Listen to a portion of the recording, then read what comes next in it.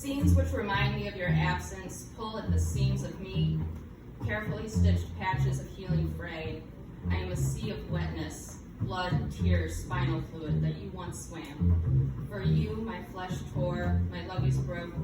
But this is not a love poem any more than Katrina was a shower.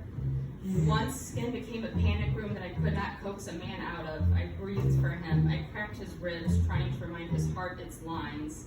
The door I opened into his throat led to nowhere. I learned that irony isn't always a punchline. Sometimes it's 300 jewels that can't even flicker the lights. I am the child of 3 first responders. Yes, 3. My blood smells like a campfire. I was raised by people haunted by their own ghost stories. One of them ignores them, one of them plays house with them, and the other one joined them. He walked right through that door to nowhere, with cracked ribs and a stage-frightened ticker. His absence was a laceration that could not be stitched up. My last name is a scar.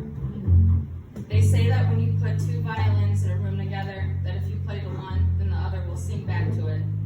But I am something more like a cello, admittedly less delicate and more burdensome. Still, in spite of being tone deaf, I sang back to him the best way I could. When I first picked up, it was because I wanted to know what it was he loved more than me. When I finally put it down, it was because I learned that love had nothing to do with it. There goes that irony again. My mother's old tactical boots fit me well.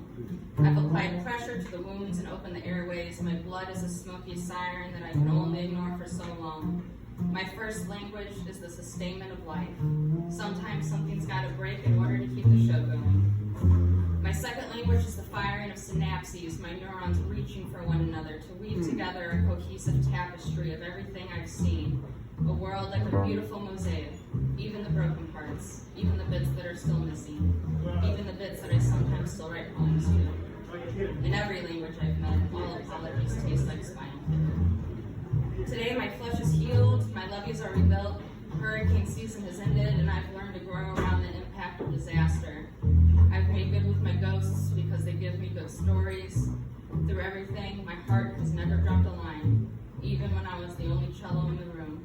Maybe this was a love poem after all.